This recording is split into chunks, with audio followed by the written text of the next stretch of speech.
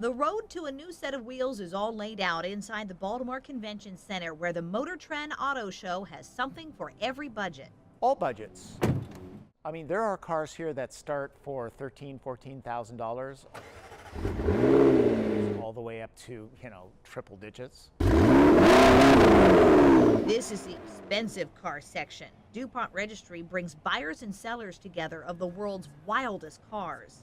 So if it's shiny, if it's fast, if it's collectible, then that's me. I've got a Maryland-built Shelby recreation that's pushing 600 horsepower. Perhaps the ultimate in decadence, this $500,000 Rolls Royce, complete with a $2,000 umbrella, because you're gonna need one, and a $9,000 hood ornament that disappears into a titanium vault.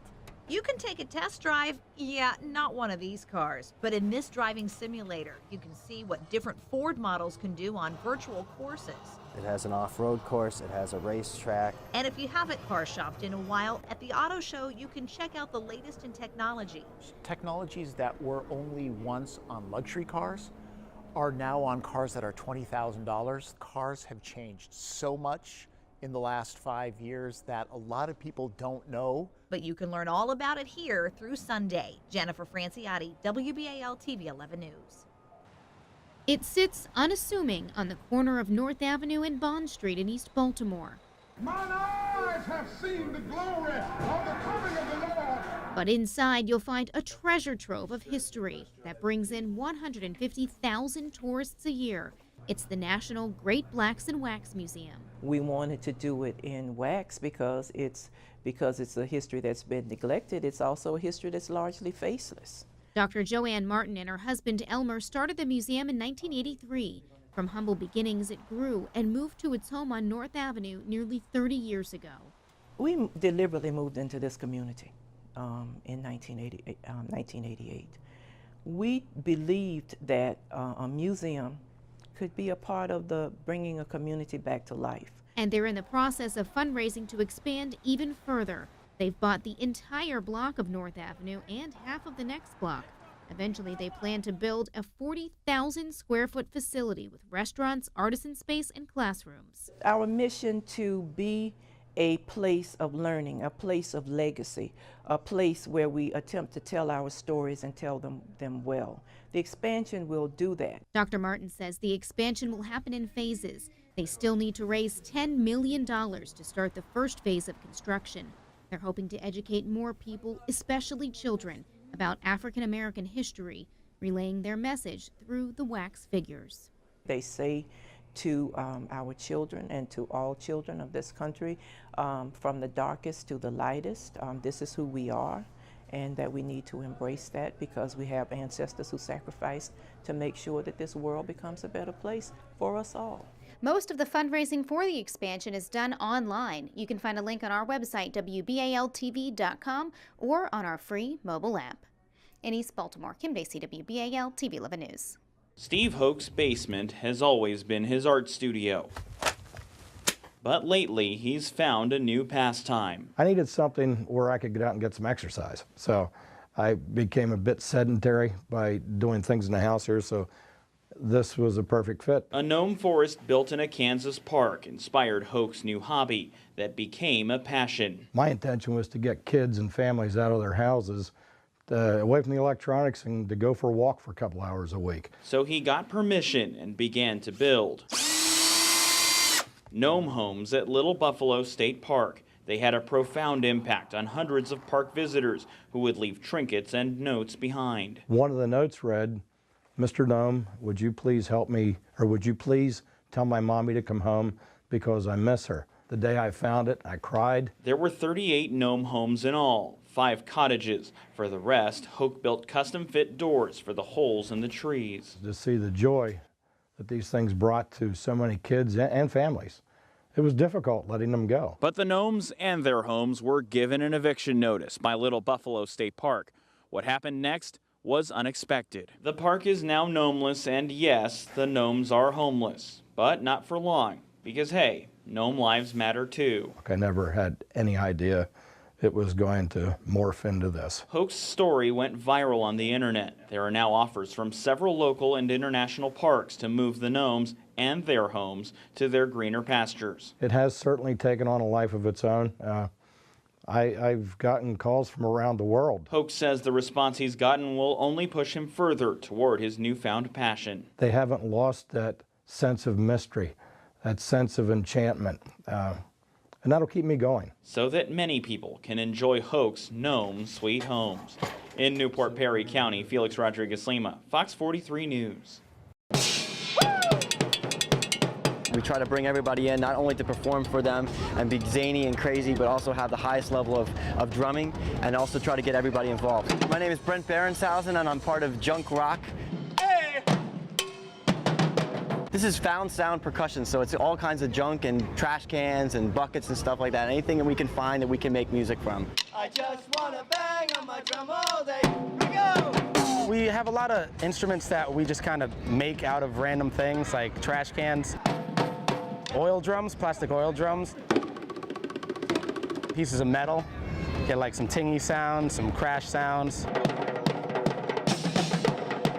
It's a lot different than sitting down playing drums in a nice little hall somewhere, you know, and it's just, we're at a state fair right now. It's awesome. We do a lot of different things. Sometimes we do Latin, like we did like the cha-cha slide and everything like that. And it's usually stuff that people can get into.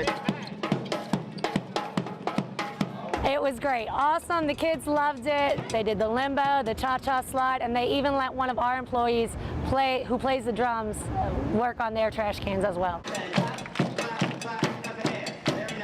When we play for kids, like just like playing and seeing them like making people happy, entertaining is really the best part about it. Best part of being part of Junk Rock has to be actually performing. The energy that the audience gives you is amazing. All the adrenaline and all the energy that the audience gives you, and it's just, that's what makes it fun. Do I need to do anything? How does it feel on your head? Feels good. All right, no, you don't need to do anything. Now you can just relax and enjoy your ride. Okay. At Six Flags America in Maryland, you may have ridden the Mind Eraser before, but you have never done it like this. Oh boy, this is it. This is awesome.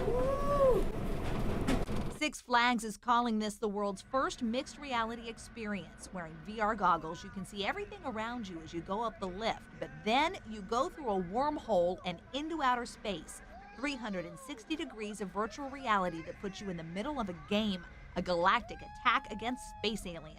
There's a giant alien at the end that you have to defeat, all kinds of flying alien ships and drones that you're chasing around, so it's very cool. And intense. While this is what it looks like from the ground, up here you control where you move through the galaxy, which could give you a different ending and a different score each ride. It's based on your head tracking movement, so like just basically where you turn your head and you look, it'll actually kind of track is what the military does now with a lot of their stuff, so it's very up to date. This is a limited time experience. It's only going to be through the summer, and then in the fall we'll change it to a Halloween experience, or we may change it to a Christmas experience for Holiday in the Park. So it's year round. And it's fun from start to finish.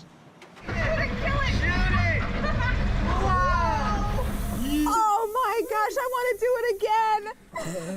That was so fantastic. Jennifer Franciotti, WBAL TV 11 News. This Huey helicopter was flown during the Vietnam War. It has logged 1,300 combat hours. It even has battle scars. Bullet holes cover the sides of it. That brings the real element of what these guys were dealing with when they were flying a helicopter in Vietnam. To be here with this helicopter and know that I flew it and sit in the front with my son, you can't, there's no way I can tell you what it's like. It's impossible. Russ Mowry was an Army aviation pilot in Vietnam. 10, 15 years ago, I wouldn't wear the hat. But now it's becoming a lot more important than it ever was with the camaraderie of the fellow veterans. This year, Heritage Days are commemorating the Vietnam War. The Huey was specially brought in for the weekend. The Huey was everything to the Vietnam vets. It brought them into battle, it brought them home, it brought them food, it brought them water, and took the wounded and dead home. The Vietnam War is also part of this year's reenactments. It is not the only war being represented. Despite the rain, World War I reenactor John Heckman is wearing an original uniform. It does very well. We have to think it's 100 years old. It was made for being in the field, and it does pretty well. I'm pretty warm, other than being a little wet. We're down in the trenches where things are pretty soggy. The weather hasn't kept people from coming out, and the reenactors say it actually makes things more realistic. It's very comparable to what they actually went through, and it's a neat way to feel how they would have felt, and you're out here in the elements, and it's a good way to enjoy your time. The rain forced Maori inside, where he is painting a new nose for his Huey. 48 years ago, Maori painted the nose and now is recreating the mural. It will be added to the helicopter.